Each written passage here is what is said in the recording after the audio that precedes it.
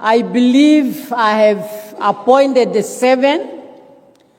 Adding to the 7 I appointed on the 27th of March, all the 14 governors are now appointed to serve our 8th administration. Allow me, therefore, at this point, to congratulate all of you on your appointment. Honorable governors, let me re-emphasize what I told your fellow governors on the 27th March 2025 when they assumed duties. This also applies to you, and I told them, lack of implementation of government policies and programs under your responsibility shall not be tolerated. Under your responsibility should not be tolerated. You should provide speed solution to challenges in your regions. I believe in teamwork, and I expect you to collaborate and work closely with the communities and forge alliance and constructive partnership with business leaders to strengthen all the efforts in addressing the needs of our people in your respective regions. You should work closely with regional councillors, local authorities, traditional leaders, churches, youth organizations, community leaders, and all the stakeholders to develop and implement plans that reflect the pressing needs in the region I have assigned you to. Honorable governors, you all know that local authorities are critical enablers of development. It is in that important sphere of government where basic but essential services are delivered to communities and investors. Villages, towns, settlements are constituencies, and constituencies must be integrated in your planning and execution of government program. I know very soon we are going to go to the regional and local authority elections. And as governors, you have to play a role and to see to it our regional and local authority councillors, once elected, they are guided in accordance to our laws. As I conclude, I should remind you that I have chosen you out of many Namibians who are equally capable of performing the functions of regional governors. But this is because positions are limited, and all of us cannot occupy those positions. However, I also believe that you as individuals are among Namibians of high integrity and ethics. Those are the important values to fight corruption and to ensure that services are delivered effectively and efficiently to our people at all times. I would really want to see, at the end of your tenure, there should be legacy projects that you have conducted in your respective regions. They don't need to be many, but one effective project is what I'm looking for. I'll closely monitor your work. I want you to be available at all times to address challenges in your respective regions and in consultation with offices, ministries, and agencies. Recently, I have sent a circular to all governors that you are appointed to serve your regions. I've been observing a lot of movements from one region to another, and this, I believe, is undermining your work and also using the resources meant for your region for other issues that might not necessarily link to your region. I also send a circular to ministers because I have noted that it has become a tradition that most ministries and government agencies, whenever they organize anything, little as might be, governors are invited. This, again, is not really very much useful. Hence, I directed that all the invitation to governors from institutions should be directed through the Office of the President, so that we know exactly whether such invitation will contribute to the work of the governors or they simply go for leisure. I therefore urge you all to take your work very seriously and to serve in the best interest of all Namibians. Let us all stand together in our commitment to better service delivery and to collaborate for a brighter future of our nation.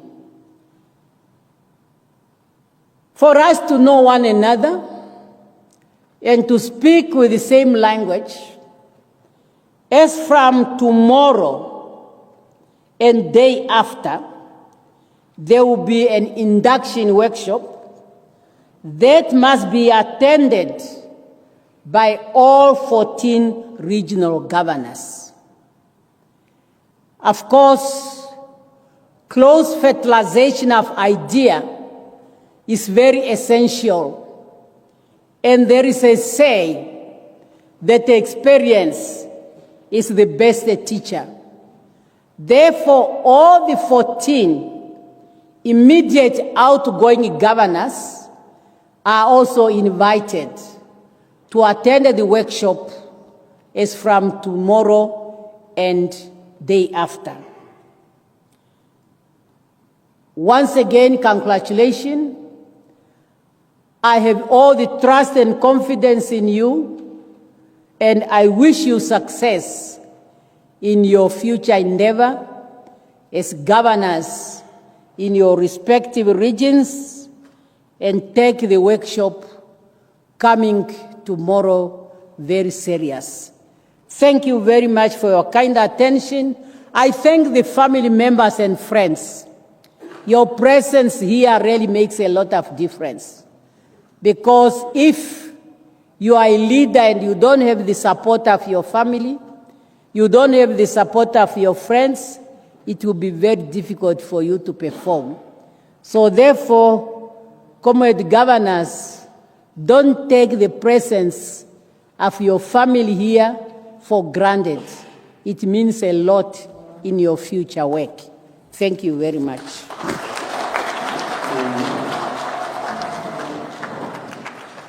On the 1st of July, 2025, something powerful echoed through the halls of leadership in Namibia. It wasn't a thunderclap. It wasn't the roar of crowds. It was the calm but commanding voice of a mother, a leader, and a visionary, President Dr. Netumbo Nandi-Ndaitwah. And what she said that day was more than just a speech. It was a declaration of change, a rallying cry, a reminder that leadership is not a seat of privilege, but a burden of purpose. She wasn't addressing celebrities. She wasn't speaking to the world. She stood before 7 newly appointed regional governors, and with measured words, she planted seeds of accountability, of unity, of service. She looked them in the eyes and said what many African leaders often avoid: lack of implementation shall not be tolerated. That single line revealed everything. In a continent where policies gather dust on the shelves of bureaucracy, in a time when promises too often dissolve in political noise, this was a thunderous statement. Namibia is turning a new page. And Dr. Nandi-Ndaitwah, her first woman head of state to rise through pure political will and enduring service, made it clear, it's no longer business as usual. The president's tone was not harsh, it was hopeful. But it was laced with a deep sense of duty. She wasn't just speaking to 7 individuals. She was speaking to the heart of every Namibian who has waited too long for clean water, safe roads, better schools, faster services. She was speaking to the struggling mother in the rural north, the unemployed youth in the city, the small business owner suffocating under red tape. She reminded the governors of one sacred truth: you have been chosen, not because others were unqualified, but because I believe in your integrity and ethics. Now let that sink in. Because in most systems across the world, appointments like these are often tainted by favoritism. But here was a leader openly affirming that integrity, not connection, would be the foundation of leadership under her administration. She made a solemn promise to monitor them personally, not to micromanage, but to ensure that the suffering of the people ends, not someday, not in another report, but now. And if you're Namibian watching this, you know what that means. For years, service delivery has limped. Promises made in Windhoek have taken months, sometimes years, to reach the villages. Roads remain unfinished. Clinics lack medicine. Youth programs barely scratch the surface. But this new wave of leadership, under Dr. Nandi-Ndaitwah's guidance, dares to imagine a different future. Her call was clear: teamwork. No one person can build a nation. No single office holds all the answers.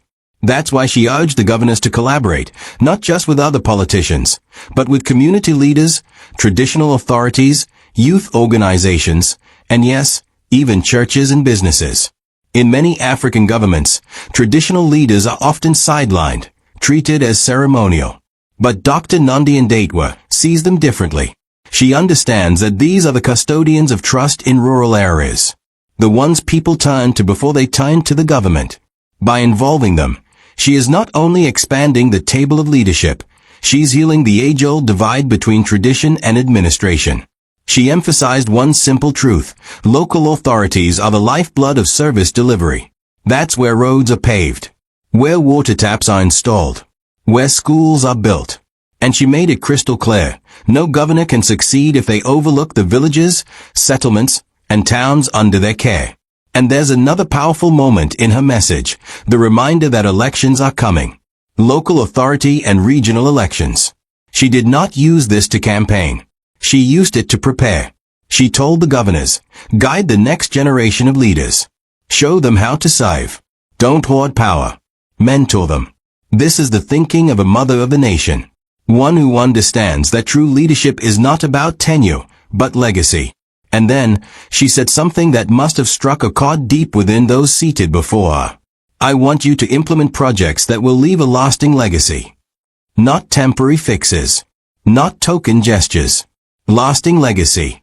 Imagine a Namibia where every school child has electricity, where roads connect every town, where hospitals don't run out of supplies, where governors don't only respond to crises, but anticipate them. That is the Namibia she is fighting for. That is the Namibia her administration envisions. And in one final, beautiful touch, the president invited the outgoing governors to train the new ones. She understands that wisdom is not erased by change. That even in transition, experience is gold. This is humility in leadership. It's also strategic. Because only by learning from yesterday can we improve today and conquer tomorrow. This is more than a speech. It is a blueprint for a renewed Namibia. The significance of this speech to ordinary Namibians cannot be overstated. It's a call to hope, to accountability, to collective growth. It says to every child in Katamamulilo, every elder in Omahik, every mother in Omuzetai, every young dreamer in Windhoek, you matter. And maybe, just maybe, Namibia is entering a new dawn. A dawn led by a woman who speaks softly but carries immense moral strength. A woman who doesn't shout change, she works it. Slowly, surely, like a mother waking up her household for a new day. If you believe in African leaders who truly care, if you believe in women rising to reshape nations, if you believe in youth, in tradition, in service that changes lives, then this is your channel. Subscribe to Africa Awakens. Because Africa is awakening, one speech, one policy, one bold step at a time. And Namibia, under the steady hand of a woman who leads with purpose, may just be showing us the way. Let us not just watch history. Let us awaken with it.